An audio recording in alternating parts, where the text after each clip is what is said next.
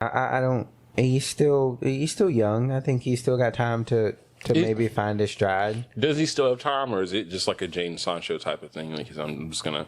No, I think he's still got time. I don't think that Jadon Sancho is necessarily over either. I don't think he's over, but I think his.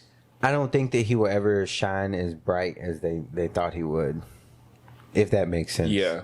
Yeah, but he's still a quality player. Yeah, like, absolutely. I'm sorry, I know there's one dude with probably him on his wall. He's like, he probably we're not trying to crash on anybody's role model or anything like that. How do you feel about this being a year later and we say that Lamine Yamal had the best season again? I think is that believable? I think it is. I think that a lot of people, still think that he does have a lot to prove. Mm-hmm. But I think a lot of people kind of underestimate the fact that the kid was doing the stuff that he was doing, as a teenager, to grown men playing in a league with the top players in the world who are years and years and years older than this man, whose game is supposed to be matured years beyond his. But yet he was performing the way he was. I mean, and I don't want to glaze him too much, but I think that the kid did prove a point. Yeah, that he can exist among grown ass men. Exactly, he can stand out against grown men.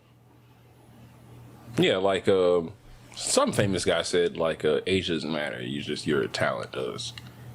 Like if you can play with the older group, you can beat them, or if you can exist. But I think that is a storyline, that is a narrative that I would like to see a year from now. Another one would be no shade, it would be like Treble in Real Madrid.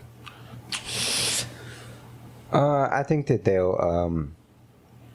I think they have some momentum that they kind of picked up a little bit in the Club World Cup. I think they had some decent performances, even though they didn't make it really that far.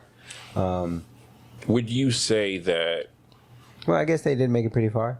Would you say that Real Madrid's totality in overall season is going to be tied kind of partially with Barca's performance? No, I think they have their own point to prove. I think after their season that they had last season.